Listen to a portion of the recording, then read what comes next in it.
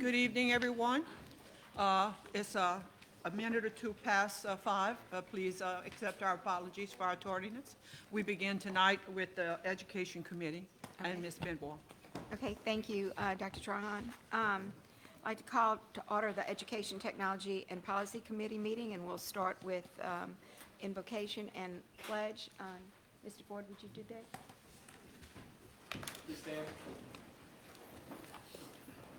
Father God, we come to you tonight, humble and aware of the world we are living in and the changes that are going on around us. We ask that you guide us, look over us, be with us this evening as we make decisions on behalf of the stakeholders of Terrebonne Parish. Let us be a good voice. Let us be a sound voice. Let us be good stewards of the people and the people's finances. It's in your name we pray. Amen. Amen. Pledge allegiance.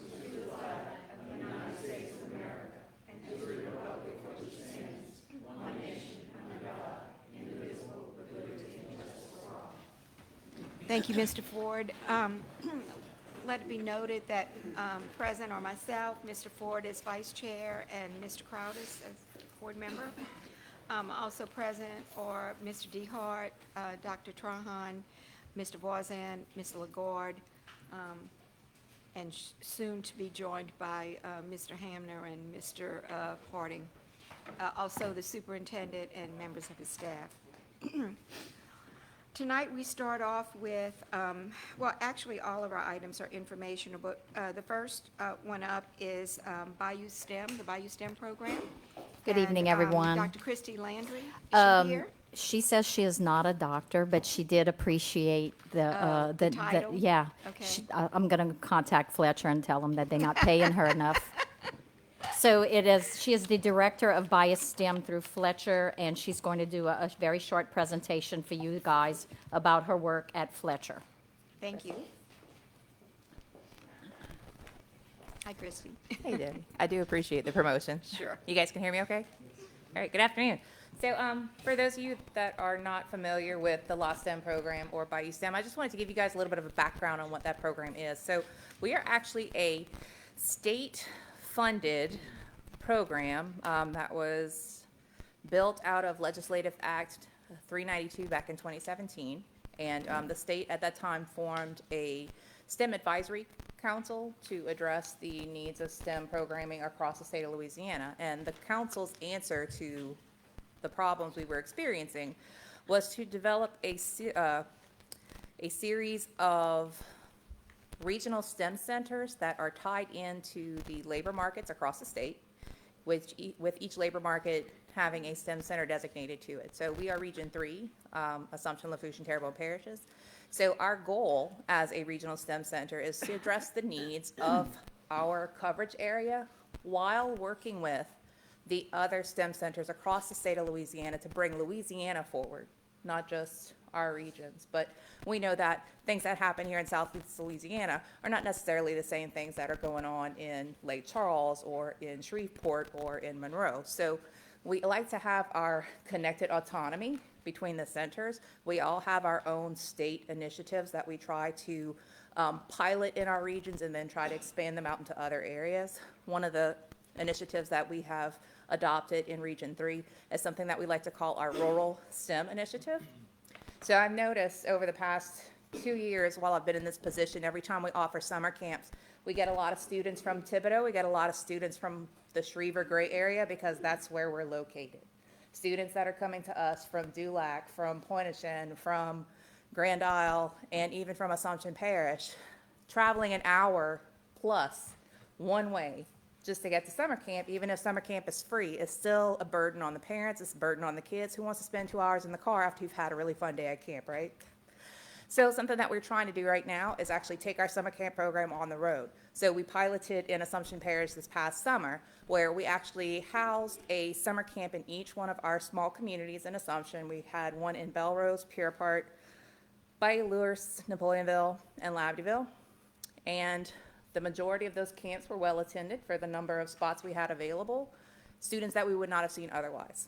So it's an opportunity for us to kind of see some of the issues that we experience here in Southeast Louisiana, especially in our more rural areas, and understand that that's a problem that we need to address, or a way that we need to kind of approach our thinking when we get into STEM programming across the state, and especially in our rural areas. I'm going to say rural a lot today. Good luck forgetting that word.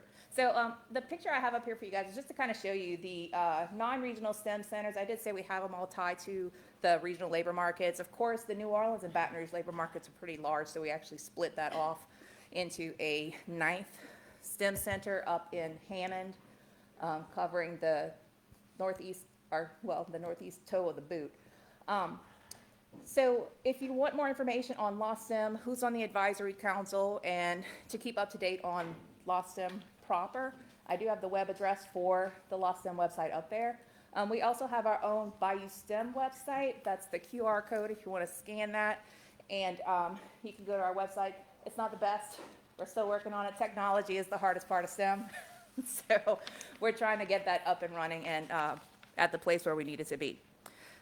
So I mentioned earlier that we offer our summer camp programs. Our Energy Venture Camp, which is sponsored through Shell this year, actually won a international award through the Gulf Oil Awards program. So we're really proud of that opportunity. This is a summer camp that's designated to introducing students not only to oil and natural gas production jobs and processes, but also alternative energy sources, and looking at the depth and breadth of what's involved in energy production. So we incorporate things like logistics management. We incorporate things like bioremediation and looking at ways that we can mitigate some of the environmental issues that are caused when we have things like oil spills or look at oil and gas drilling. Debbie. Can I interrupt you just for a Sure. second? So could you tell us what age group you're talking about Sure. with each camp that Absolutely. you're describing? And whether or not our Terrebonne students have participated in these camps? Yes. So for the Energy Venture Camp, that's a 7th grade through 12th grade camp. So this past summer, we actually brought it down to 5th grade, and we actually got increased enrollment, and we do still have students from Terrebonne Parish participating in that camp. That's one of the camps that we actually also brought out to our Assumption rural students, and it was a pretty big hit. Right next to it, we have our NASA Astro Camp that goes from kindergarten all the way up through 12th grade. We tend to start losing students at that 9th, 10th grade level, sometimes a little bit before that. The majority of the students that we see in Astro Camp are kindergarten through like 6th grade. After 6th grade, it's kind of hard to energize them to come to camp for a summer, but they also have other programs that they're interested in. So we kind of have that battle between what we want to do and what they want to do. So that's a program that's available, though. I know that we have worked with some of the Terrebonne Parish schools in the summer program that you guys offer, where we've put them in contact with some of our vendors that do provide camp kits or alternate resources for STEM opportunities during the summer programs that are offered through Terrebonne Parish School District. So another program that we have that's coming up is our Sea Perch program. This is a submersible aquatic robot that students build from PVC pipe pretty much from scratch. It comes in a little 8.5 by 11 box, all the parts and pieces that they need. There are actually regional competitions that are starting to pop up for this. And there are, they call it an international competition, but it's actually held in Maryland. So it's as international as you're going to get. The Sea Perch program is pretty cool. It's actually sponsored by the Department of Defense. So the producers of Sea Perch, RoboNation, have been awarded a Department of Defense grant for the 4th time.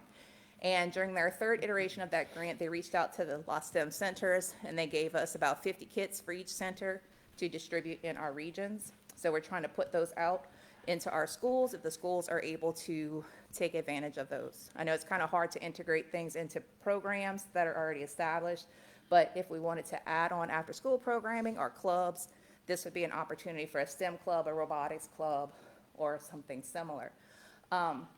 We do have materials for Sea Perch on hand right now, so if you have some schools that want to do it, let me know. I'll come drop them off and teach your teachers how to build them out. And the age group is what for that? The age group for that is middle school and high school.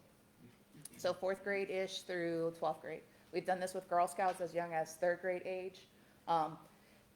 We run into some safety concerns at those younger ages because they are using power drills and PVC pipe cutters and soldering irons.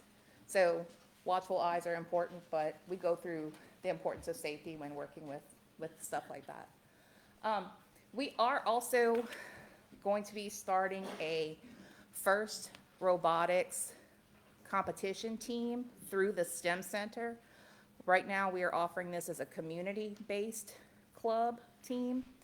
I know that Terrebonne Parish Schools are, you guys have some robotics programs already in place. Not everybody uses FIRST. We're staying with FIRST just because we're so close to John Deere that we get grants through them because John Deere supports FIRST Inspire programs.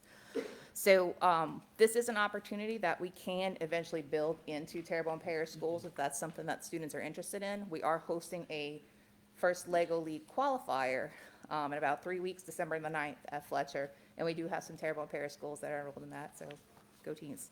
We're really excited about those opportunities. So we are trying to bring more robotics into our region, and we can provide training, and we're almost at the point where with programs like FIRST, the FIRST LEGO League, the challenge teams, which are a little bit smaller scale, where we could actually provide the funding or the materials to get a team started. An FRC team, that's about 10 grand, not so much there, but you know, $1,000 for an FLL team, we can probably cover you there. So any teachers that are interested in those types of programs, we're there for you.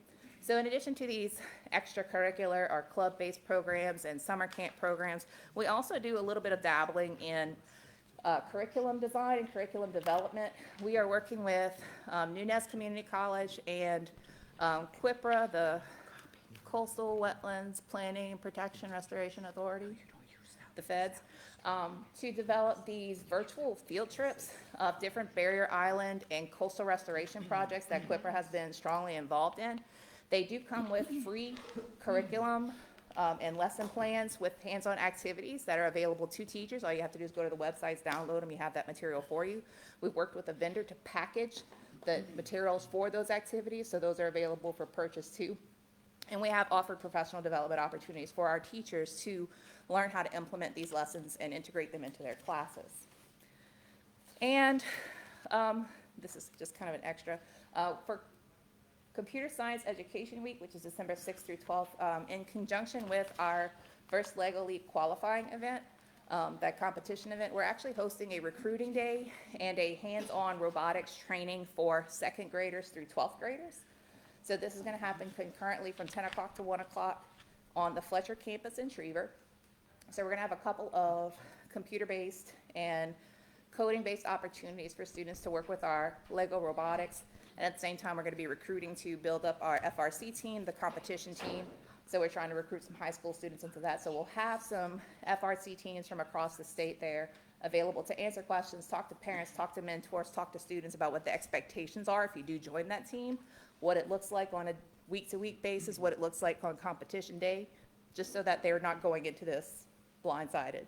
Because I know there's a big parental contribution to any after-school program. So we're looking forward to this.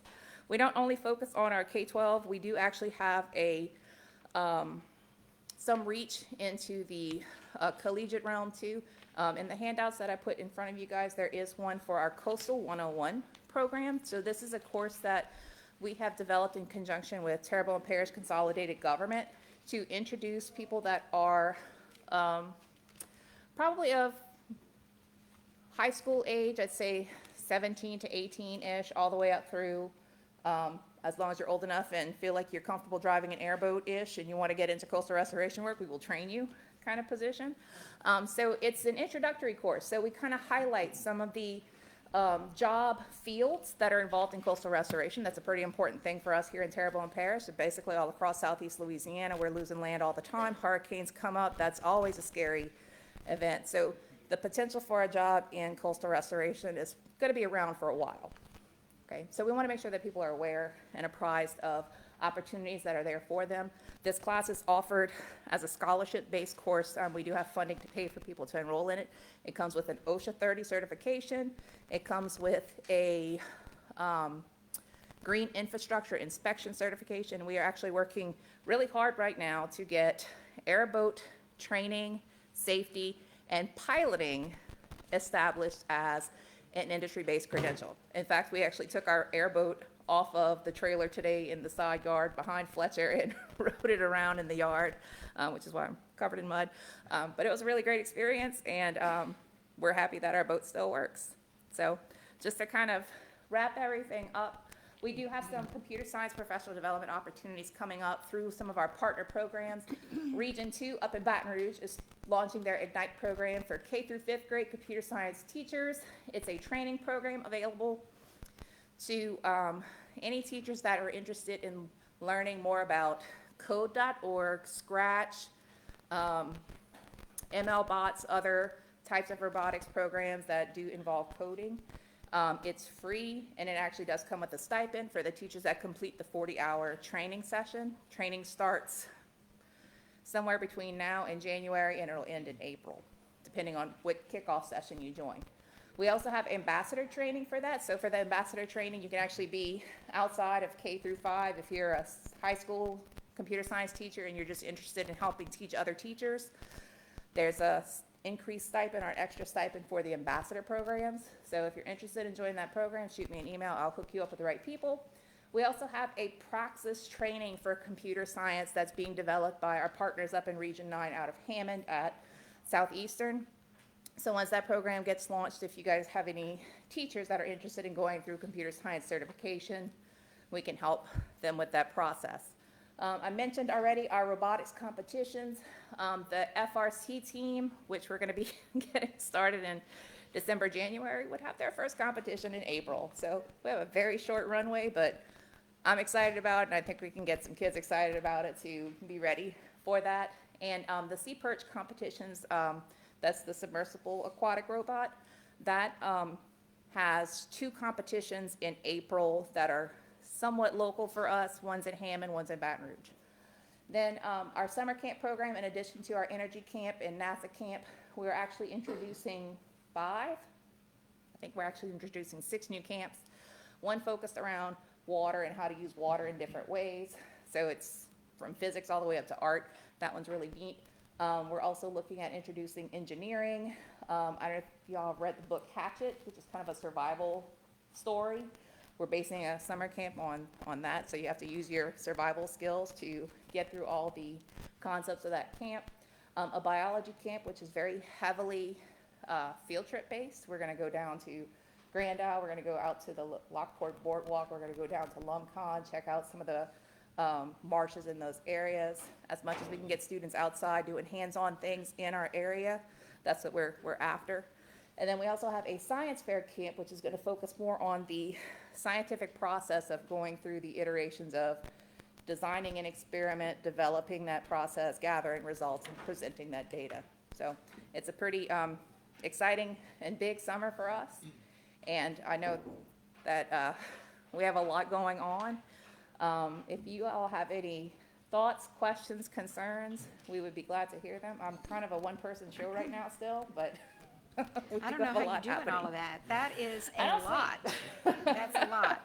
Are these summer camps a week long or what? Yes, so Yeah. all of our summer camps are typically week-long, and a lot of these we're going to try to move out into that rural STEM programming. So we may be in touch with y'all to perhaps, if we can't find a firehouse or a community center in certain communities, we may ask for permission to use the school gymnasium or a small couple classrooms, if that's a possibility over the summertime.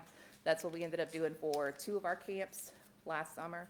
But the community has been pretty good about getting behind this. We've had a couple of American Legion halls that let us use their space for free, because none of this is getting us any money. What to is run the your program. outreach approach to get this information to the students? So right now, we are trying to build our network of our communication network. Mostly what we've been using is contacting the STEM coordinators or the superintendents at different, in different school districts. We use social media a lot, but we're building our constant contact lists so that we can start using that as a way to directly get in touch with our educators. We do try to make sure that educators know about the programs, because then they can send that information home with the kids before summer lets out. Do you send flyers out to the schools like this? We do send them as attachments, yes. Okay. Any, yes, Mr. Ford? So You didn't mention it, and I just want to make sure I'm clear. This doesn't cost the kids anything for these camps? Or So is the there camps, enrollment? it's minimal cost. So we may charge anywhere from $10 to $25 just to try to ensure that they're going to attend the camp. So just to give you a heads up, the last 3 years, we had summer programs in Terrebonne and Lafourche, and that was grant funded, and that grant has expired. So Correct. you may get a lot more enrollment if you start planning ahead now. You can get a lot of people interested. I know because I taught at all three Right. of those camps each year. So I've heard a lot about what you guys are doing, but to be honest, I think you probably do need to get some more people helping you out because, you know, that's an insurmountable task to try to do that all by yourself. So if we all rally and call our state senators. So, thank you. Thank you, I appreciate that. Any other questions?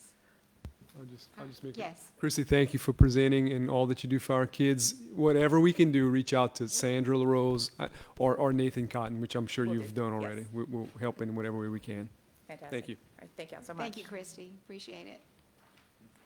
All right, next on the agenda is an informational item by one of our board members, Mr. John Crowdis, and it's on Life Back Systems.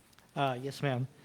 Thank you, Madam Chairwoman. I think first what I would like to do is get Mr. Chris to load up a commercial regarding the product, and then I'll have a few things to say about it. Also have a little demonstration of one to pass around to the board. Some of you may have already seen this product or seen some of the commercials.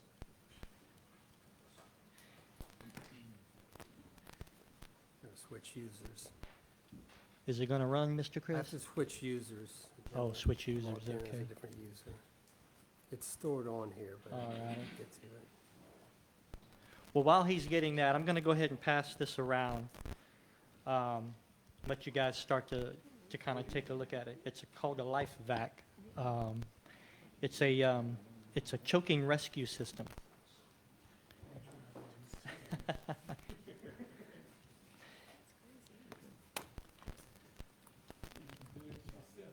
Right.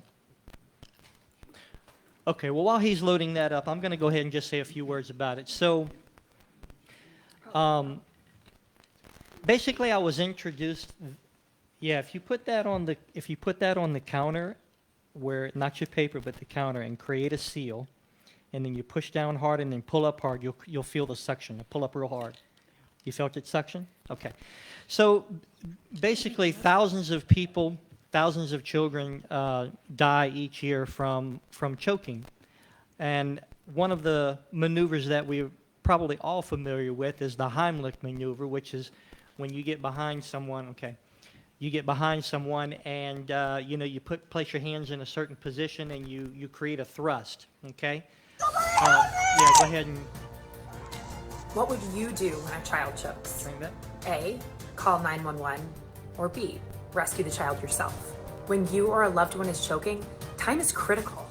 But did you know it takes an ambulance at least 7 minutes after dialing 911 to arrive? To be without oxygen for that long can cause permanent brain damage, or worse. And unfortunately, for 5,000 people each year, including children, help arrives too late. That's why this Life Vac is now taking America by storm. This innovative device can help a person breathe again within seconds, meaning that as quickly as silence can fill a room, you can help restore those precious sounds of chatter, laughter, and breathing by being prepared. Arm yourself with a Life Vac and bring back peace of mind to your home.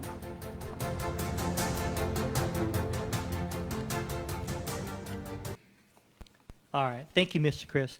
So there were two things that piqued my interest in this product. Number one was its efficiency, and number two was the fact that the company was willing to provide one of these systems to every school in each school district in America that requested it. And so I got with the superintendent and everything, and we were going to start the process, but there is one little holdup on the system, and that part of that is the American Heart Association hasn't yet introduced this as part of their algorithm for choking. And so I've emailed the American Heart Association to try to get some information as to whether or not they're going to begin to use this as part of their algorithm. Believe it or not, the person that I spoke to on the telephone was not even aware of this system. That's how new this is. But just to give you guys an idea, so if you perform the Heimlich maneuver absolutely correctly on an average size person, you might generate about 30 to 40 what we call centimeters of water pressure, which is how you measure pressure in the medical industry. This device right here, if applied correctly, which this would go over the bridge of the person's nose and the mouth, there's a one-way valve at the bottom of it. So when you push down, the air escapes out of the bottom, and then you pull up. And you can see how that suction created on this thing right there. This will provide about 300 millimeters of negative pressure and pull anything that's in that child or adult's mouth right out of the system, right out of the airway. So again, the fact that they were willing to provide one free to every school, and the fact that it's so efficient brought it to my attention. There are some hurdles that we have to cross, i.e. the American Heart Association algorithm, but I just wanted to introduce it to the board and the audience. Thank you. Thank you. Appreciate that. Any questions? So I don't really have a question, but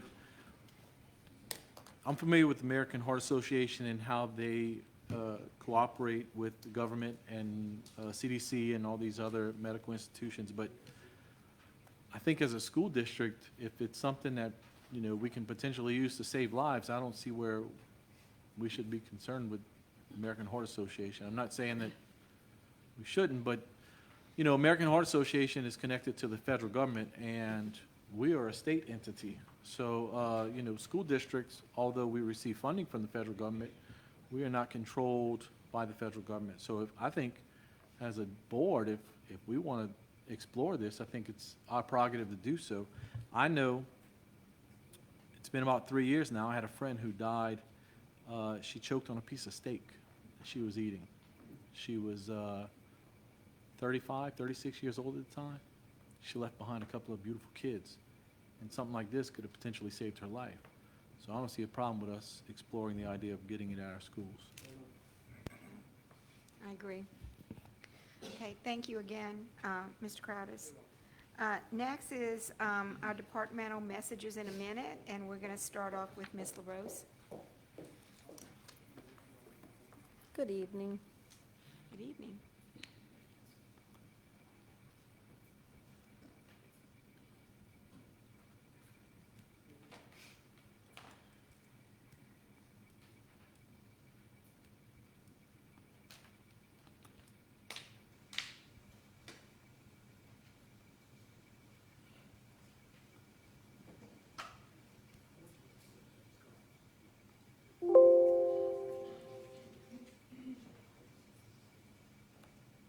Okay, Chris.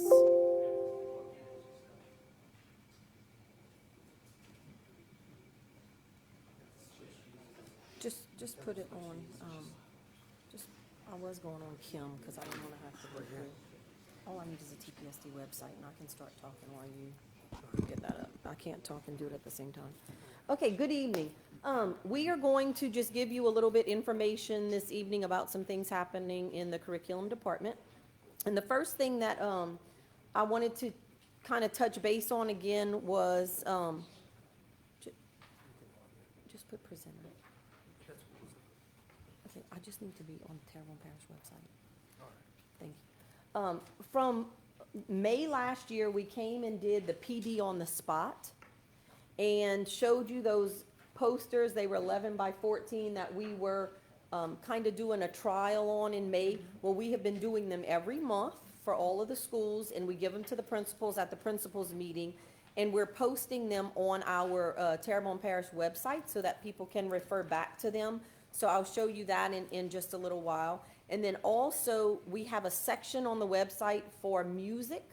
under curriculum instruction, where we are putting all of our things that we're doing for band and choir and anything that has to do with the music department. So we do have that listed on the website, thank you. And then we also have the continuous learning plan that needed to be on for this school year. And so I just kind of wanted to show you that. I didn't want to jinx us during hurricane season, so we kind of are at the tail end of that. So if you go under, Just in real short, continuous learning is what in a nutshell? okay, You're getting to that? I'll do that one first then.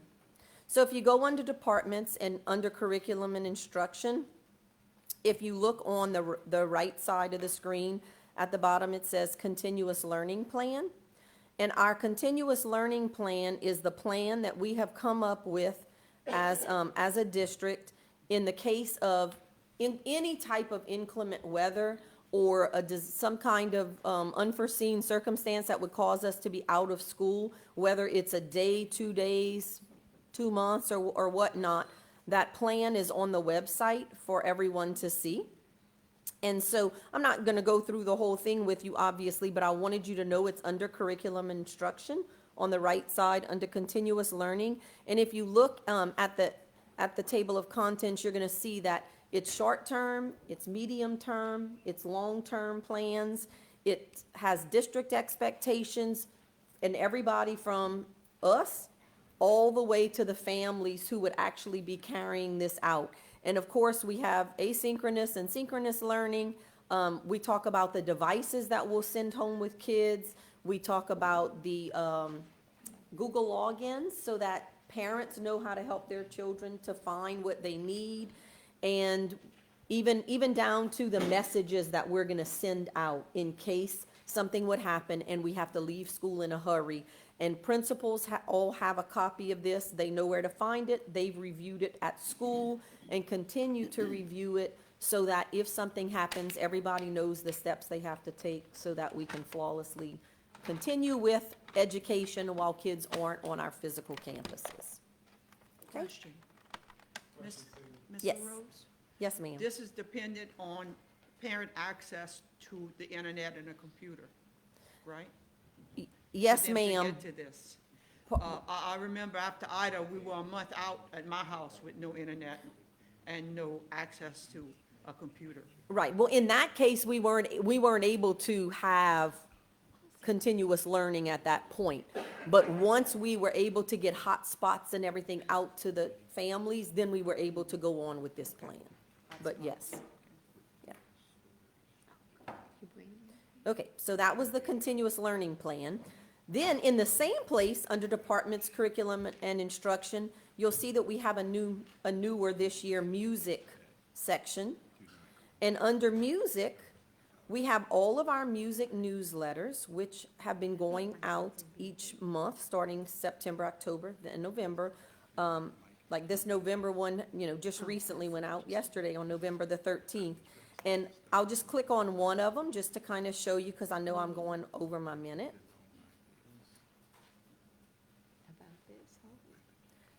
But we spotlight different people each time, different groups. So all of the high schools were spotlighted, then all of our junior highs were spotlighted. And if you notice, we have some results that are going to be discussed in a little while by Mr. Dillard from band results from some of the competitions. We have upcoming events. And then there's a second page that we spotlighted. You can see Grand Caillou Middle, Elementary, Oaklawn, and Village East. And then Tyler Wiggins, who is one of our own, who received us a very special award. So you can always go on that music website to see the things going on. And the music spotlight that you see is Mr. Wiggins, but we also put that on our newsletter. And then we also can put announcements here. The band kids have been told about this. Their families have been informed about this. The newsletters are also printed hard copy and sent home with all of the band and choir students. So this is some new things we have going on. Okay, also, I told you I was going to show you the PD on the spot. So let's go back to out of the music.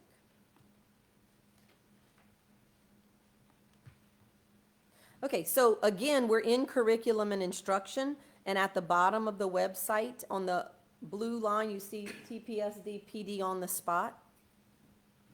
And if you click on that, every month, when we get our 11 by 14s printed, we also put them on the website so that teachers can go back and refer to them, principals and whatnot. And it's just little tags of extra PD that if they're looking for something different, they can come on here, they can take pictures of the QR codes and open them at their convenience. So, any questions about Nice. some Thank new you. things on the website? Yeah, Mr. Ford? I know it always seems like I'm trying to give you more work, but We love extra work. yeah, let me just preface that. So the continuous learning, I know as an average adult parent, most of them, you know, they're going to click on that, they're going to see that big PDF, and they're going to get lost. It would be so easy to make short videos, you know, just from the desktop going over how to get to certain things. Is that something you guys can consider doing? If you need help, I can help you with it. Okay, are you talking about short videos of where to find, like I'm kind of doing right now, just where to find everything? or Yeah, just so the let's say I'm a continuous learning dad plan? and all of a sudden we're stuck at home and my kids are having to do the continuous learning. You know, I can go to the website and I can pull it up on my phone and read the PDF, but that's a lot of information. If next to it, it says parents do this or some sort short notification and they click on it and there's a video, this is how you get the student logged into Google. This is what their TPSD login is, you know, and something just real brief tutorial that they don't have to spend a lot of time reading.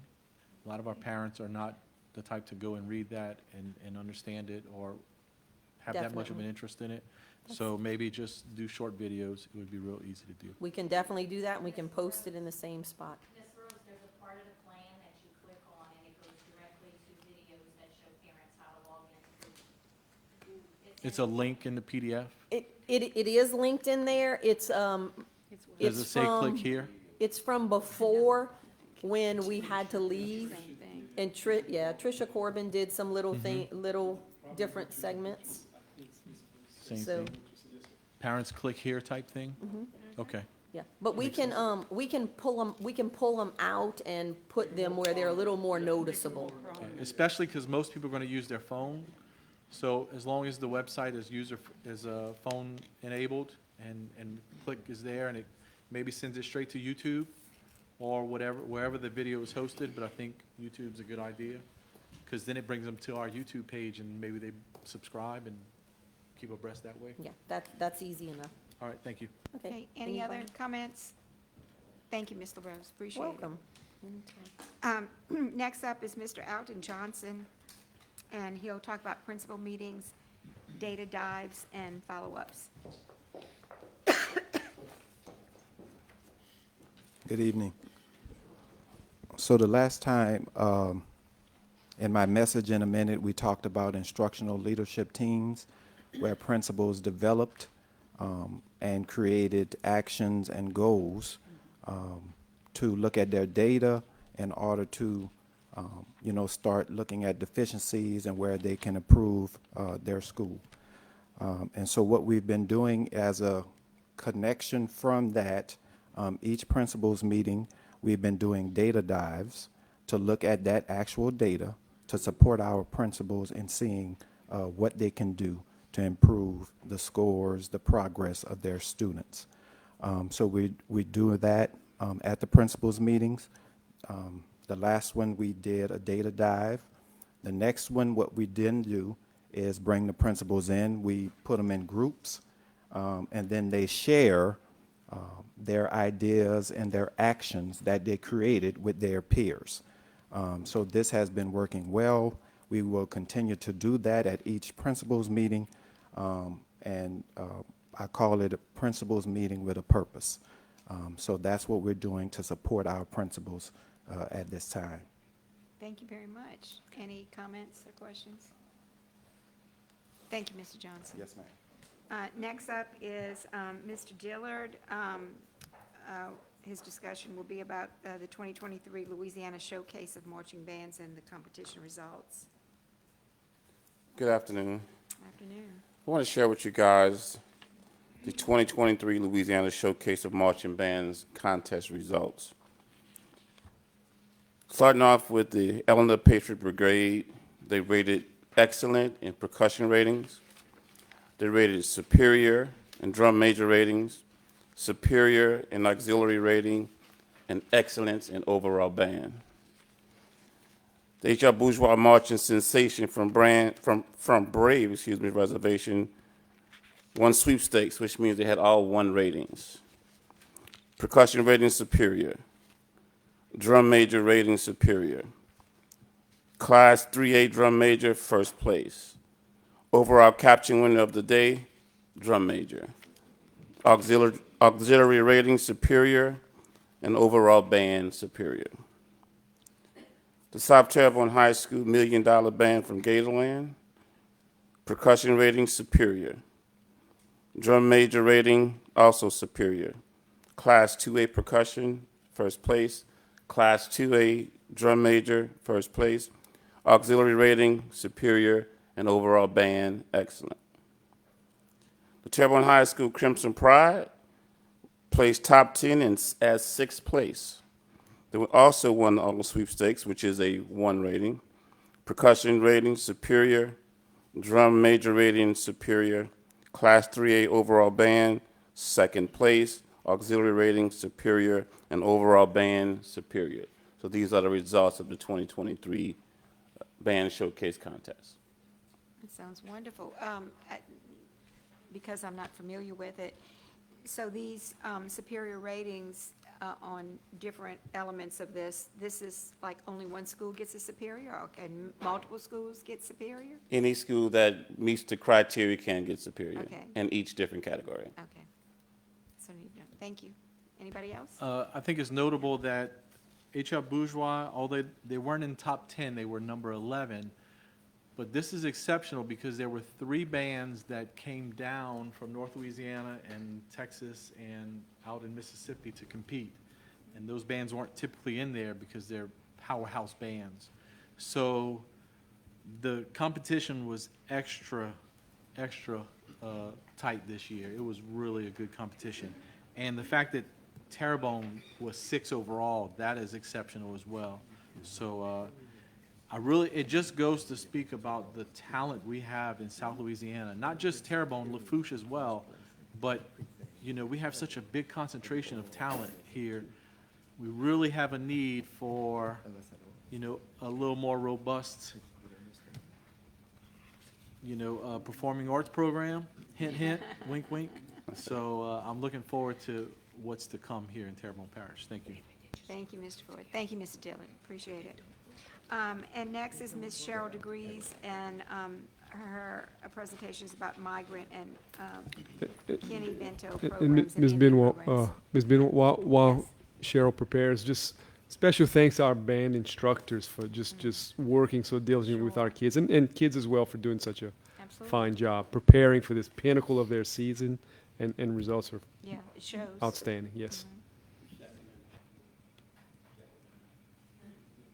Okay, Ms. DeGrees? All right, so the first thing I want to kind of bring to light, I'm sure most of you know that November is Native American Month, that we recognize and pay special attention to those students. Throughout the district, we have 20 presentations scheduled at the different schools. We've done 10 so far. The dancers come out, there's basket weaving, garfish scale, art, different things that they teach about their culture to students. In our Indian program, we also started a book club this year at Oaklawn Middle School. 5th and 6th graders, we have over 200 students interested in that book club. They meet at recess and they actually have a book and they discuss it with our Indian coordinator, Ms. Angel Black. The 7th and 8th graders do as well. They're actually reading Jim Thorpe. We've also started a literacy program for 5th through 8th grade for Indian, where they receive a book and they have instructions and a task each month through a Google Classroom. And if they complete the task, they get like a certificate for free pizza at Pizza Hut. So we're trying to engage those kids and get them more opportunities for reading. Another thing we're doing for our Indian students, career compass tutoring, not tutoring, counseling. whole groups for 8th graders, getting them started on where do they want to go when they graduate? What do they want to do? Getting them those career surveys, getting them interested, and getting them on the right path. The other two programs I want to talk about is Migrant and McKinney-Vento. Because we do a lot of braiding with these three programs, I wanted to talk to you tonight about those three together.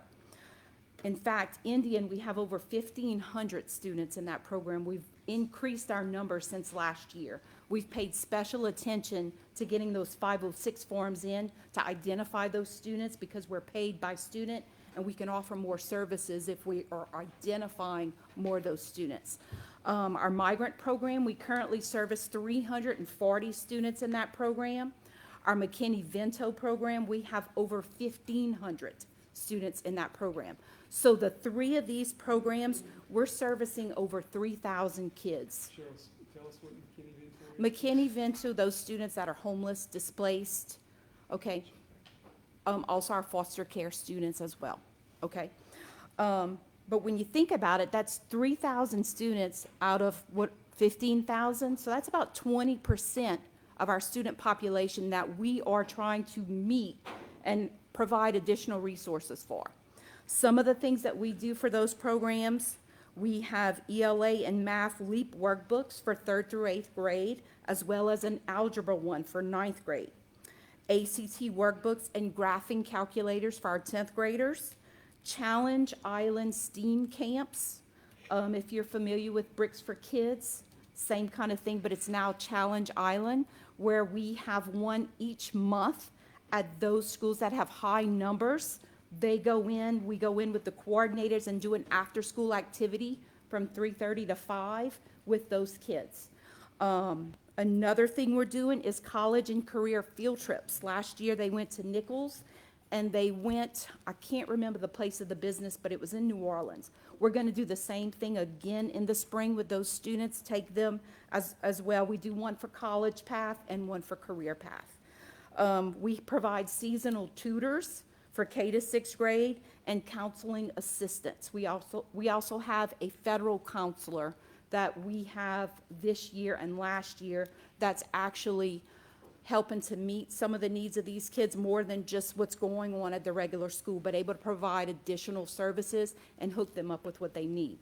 And one other thing that's been really, really good for our parents is we do uniform and school supply vouchers. We're not giving out a uniform, we're giving them a voucher to go and pick their own uniform. It fits better, it's just better for kids, and that has been very successful. We do that in the spring, so the parent has those vouchers and they can go anytime they want before school starts in August. And it has really, we've incorporated pre-K to get those kids signed up at the same time. It's become almost like a fair, where we provide all those services for them. And this is part of the McKinney-Vento grant? McKinney-Vento migrant, So yes. the grant pays Yep. for that? One other thing I just wanted to mention, we have a faculty member at Nichols, teaches literature, and he is completing his book on Cherokee Nation. And as you talked about literature programs for the Indian students, that might be something you might want to engage with him maybe next year, next Absolutely. November, and have him come and talk about his book. And, Sure. to the students. I think that would be a good, Yes. interesting thing for them to Okay. hear. Yes, Mr. Ford? Do we have a partnership with the local, uniform provider, Jake's? Jake's. Okay. Mhm. I just wanted to- That way, we give a voucher, we know it's for uniforms. Okay, sounds good. Yes, Mr. DeHart? Mr. Creech, would you repeat the number of Indian students we have in Terrebonne Parish? 1,563, Okay. This is Indian Education Month, correct? Native American. You're Native American. Right now, I'd like to ask you, as a supervisor and Ms. Dongeron, that recently we've had a reduction in a para, and I don't care where it is. Indian students do need the services, and it's helped academically. And all I'm asking you is with the new coordinator and your resources and Ms. Dongeron's resources to try and identify, because so many Indian students are not identified. And I don't know the process, it's very delicate to do, but I think there are students. We lost population everywhere, whether you're Indian or, you know, any nationality. All I'm saying is that those students do deserve everything that we can offer them, because it does reveal academics. So I'm asking you and your staff and Mr. Orgeron to maybe come up with some kind of plan to try and identify more students, because the more you identify, you said it yourself earlier, the more money that comes into the program, and you can do more for all of the kids. Absolutely, and let me correct you on that. We have not lost or closed the position. We actually moved that para to where there's yeah. more numbers. Right. So that position was actually moved to Houma Junior High, where there's Yes. more Indian students. But this- And what happened was, Yeah. not all the students were identified with 506 forms. That's We exactly don't go according to if they put they're Native American. They have to belong to a tribe Yes. and have a 506 form. And I s- And when we did that last year, Yes. and we talked about it at quarterly meetings and made it important, those 506 forms started coming in. And that is how you get kids identified and get that funding. So That's we are correct. on track to do that. Well, I stand corrected on that, but guess what? The students, then whenever you move that para from one school to another, was left out. And I'm gonna tell you another thing too. Those kids from that bayou, That's right. they go to that next school as that's the feeder. So we're servicing that same population. So until you go to that school, you're left out. I'm not gonna argue the point with you. You're leaving them out. Thank you, Mr. DeHart. Yes, Mr. Ford. So I want to follow up on what he said and what you mentioned. Do we have funds to hire new paras to work specifically with that program? Indian program, we have not cut any paras. We have actually had to braid funding from another program to keep one of our paras. So we So don't have the extra funds to hire extra Not if we're paras. doing additional things with them, as Okay. far as LEAP prep, workbooks, graphing calculators, field trips, tutoring, all those things. So a good course of action may be to look at alternative funding to And- hire additional paras if, Well, Indian fund, I mean, we get that's straight from the federal government. so I'm saying, like, if we as a It's board based decided on to, 506 forms. if we as a board decided to fund a couple of more paras, I mean, we spend that much, more than that on, 2% milk per grading period. So it's not a hard thing for us to do, to come up with an extra $50,000 to hire 2 new paras to work with those kids. And there's other funds, What's the- Title I funds, all but 7 of our schools are Title I. So the follow-up question is, when we have those positions, how often do we have applicants? Because from what I understand, it's hard to get paras because they don't want to come to work. Well, for it's that. hard to find somebody qualified, and they want full-time, but we're hoping that we have this ESSER money that's going away, and we have a lot of ESSER paras, that there'll be people qualified that we can slip in and hire in our Title I programs. Okay, makes sense. From here, from going, yeah. Thank you. Thank you. Thank you, Mr. Okay. Priest. Thank you. Just want to make one, no, she can go. What I believe in is no child left behind, I don't care what group it's in. No child left behind. They preached to that for 30 years to me. I'm not leaving no kids behind. Thank you, Mr. DeHart. Thank you. Motion to adjourn. Second by Mr. Crowdis. Public comment. We're adjourned.